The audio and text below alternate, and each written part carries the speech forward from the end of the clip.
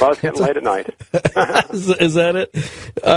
So interesting. As an astrophysicist, how can you explain reincarnation? Where does the energy of the soul go? How is it stored? How might it be recycled? Haven't a clue. I mean, there's no astrophysical knowledge I have that pertains to any of that. But the basic idea is that I believe, and I said it again, that consciousness is the basis of reality. And so if consciousness is the basis of reality, and that consciousness is the same consciousness as the creators, then it's basically immortal. It can't die. And so whatever consciousness we have is not something that's going to disappear upon death. It has to go someplace. I don't know what that realm is, but some other realm, and probably return again into another lifetime. And that lifetime will probably be colored by the effects of the previous lifetime or lifetimes. And that can lead to the concept of karma. And that may explain how someone like a Mozart, for example, how did a Mozart get to be born with the ability to write a symphony at age 7 and an opera at age 12? Sure sounds to me like there was some past life experience at work here. The idea of a soul, of an energy, of a mental, of a consciousness. Do you think that, trying to avoid the B word, do you think that this type of consciousness is restored in whole? That is to say, passed down from one being to another being in its entirety, or is it just a fraction of the soul that came before it? Again, you're asking questions which I can't possibly answer. I can merely speculate. Sure. And that is, I think that a given lifetime is probably sort of arranged in its general outlines, its general structure, by the necessity of compensating for all the past things that we have done. Sort of the character that we become leads to the next lifetime that we choose to live. And so I think we kind of outline the basic elements of the next lifetime. We don't fix it. We don't fix anything in stone. We don't carve it in stone. You know, we are free to deviate as much as we want to from whatever life plan we've laid out. Probably it's not a good idea to deviate from it. I suspect we have the ability to do that. But I think we sort of outline a general life that we feel is the right thing to live, given our soul's development, given the good and the bad things that we've done. And the purpose of that life is to evolve as a spiritual being. But we're not forced to do that, I don't think. So you accept the notion that upon our death, there is some sort of adjudication as to how good we were in life, which will determine how well we will be rewarded. Well, yes and no. The way you put it sort of sounds very much like a heaven where we get judged and rewarded by a God. I don't think that's the case. I think it's sort of a self-judgment. We look at what we've done from a perspective that's different than the one that we are bound to here in this physical plane. And we realize, oh my God, look what I've done right, look what I've done wrong. Let me try to make up for the wrong things I've done. Let me try to, and perhaps in another lifetime, emphasize the things I've done well. Let me try to evolve upwards by undoing the bad things I've done and by perhaps multiplying the good things I've done. So I think we outline for ourselves what our lives are going to be like, and then it's up to us to try to make the most of them. You made a reference earlier to perhaps we evolve into higher beings. How would you define higher beings? Are we talking angels? You know, I don't know. Again, what's the difference between angel and alien, other than that we don't know what either one of them is? By higher life forms, I guess I was alluding to the possibility that elsewhere in the universe there are alien civilizations. I mean, most astronomers would take that for granted these days, given the fact that we discovered so many planets. There almost certainly are other life forms out there, other planets with civilizations on them. And it's statistically pretty possible. And I would say, in fact, that's a pretty mainstream view these days. And if that's the case, then there must be more evolved civilizations out there.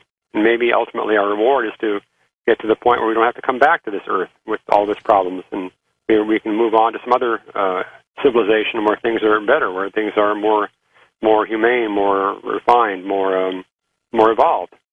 So that's what I had in mind.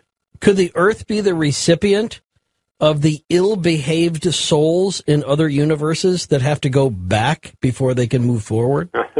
You don't ask simple questions, do you? Do you want me to? Sure. Well, no. Is the Earth a prison planet? You're asking? Well, I mean, it seems that way sometimes, doesn't it? If we evolve toward another planet, that would be some sort of reward for our evolution, then it would seem to be that it would follow logically that for people on the planet who devolved, that they would come this way. I suppose someone like a Buddha, would have a choice of never having to come back here again. He's probably done enough good that he can move on to some other alien civilization somewhere where things are far better. I myself would prefer a Vulcan kind of place to a Klingon kind of place, but that's my own personal preference. It's been said, and I, as somebody who reads these sorts of things, I accept this to a point, is that for every theologian, God is just a giant blown-up version of themselves. Unfortunately, in religions, that seems to be the case, because you have this belief that God is somewhere out there. Well, that's really silly, because somewhere out there means he's somewhere within the universe. Well, that still leaves the question open, who made the universe? And then who made God? So the notions of God that religions propound are really part of the problem. It's certainly part of the problem between science and religion, because scientists can tend to scoff at things like this, and for good reason. It's certainly part of the problem with respect to how people treat each other. When people blow each other up in the name of God, kill in the name of God, there's something crazy going on. And that's why I think that religions have been pretty mixed in terms of their impact on mankind. And I would not be sad if religions vanish in the future. But spirituality is a different thing. We can't get away from that, I believe, because I think we are spiritual beings. So you can't escape what you are. I think a deeper understanding of our nature as spiritual beings is what we need to try to find. And religions are not necessarily leading to a solution, because they have their dogmas. And dogmas are oftentimes bound in very primitive terms, in terms that are even dangerous, as in the case of what you find in some of the fundamentalist Islamic circumstances. Well, I think fundamentalism of any type often leads to violence. It does, and that's certainly very ungodlike. But I think that's also true even in fundamentalist scientists, who get, as you might have discovered in your own way, people that can't even have a conversation, a rational, kind conversation about something like a belief in a God, that in itself just becomes so flustering to them that they can't behave. That's true. I mean, that's bad, but you don't find suicide bombing scientists. Yeah, but you surprisingly though, I think you do have people who are anti-technology, who are not God believers, the people who are sort of rooted in a sort of primitive belief in a natural state, and they wouldn't fall into the category of a believer, and yet they also turn to bombing and killing. And you have Luddites, you have people who are non-religious types who are out, like the Unabomber or other people who just sort of feel like it's their obligation to stop society in general, or you have people who are atheistic in Soviet Russia who had no problem at all being mass murderers, and they completely rejected all forms of religion. Don't you think? You're certainly right. Religion does not cause all the world's problems, but it doesn't help any. This takes me back to another quote of Stephen Weinberg's, which is not a bad one. Well, here's a quote. He wrote at one time, "Good people will do good things, and bad people will do bad things. But for good people to do bad things, that takes religion." Here's a quote of mine that I think the difference between the bad things that religion has done and the bad things that science has done, it's measured only by the fact that religion has been around longer.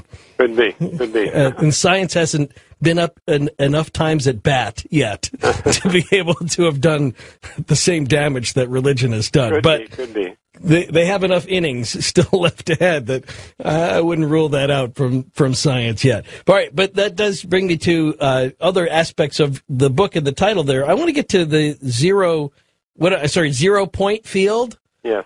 And I want to ask about that, and I want to ask about the principles of inertia, and then I want to tie this all back again to where we started. And I'd like to talk about the digital universe if we could, too.